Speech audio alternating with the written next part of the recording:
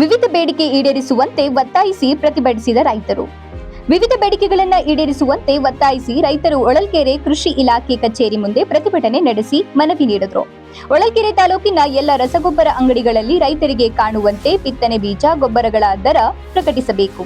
ನಿಗದಿತ ದರಕ್ಕಿಂತ ಹೆಚ್ಚಿನ ಬೆಲೆಗೆ ಮಾರಾಟ ಮಾಡುವ ಅಂಗಡಿಗಳ ಪರವಾನಗಿ ರದ್ದು ಮಾಡಬೇಕು.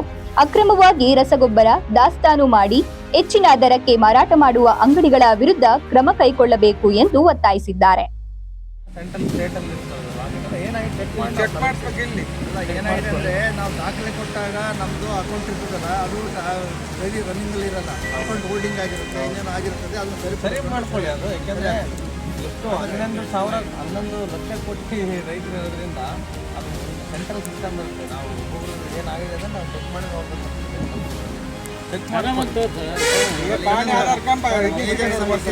ಮತ್ತಷ್ಟು ಸುದ್ದಿಗಳಿಗಾಗಿ ಸಿಟಿ ಚಾನೆಲ್ ಚಳ್ಳಕೆರೆ ಸಬ್ಸ್ಕ್ರೈಬ್ ಮಾಡಿ. ನಮ್ಮ ಚಳ್ಳಕೆರೆ ಟಿವಿಯನ್ನು ಪ್ರತಿದಿನ ಸಂಜೆ 8 ಗಂಟೆಗೆ ವೀಕ್ಷಿಸಿ.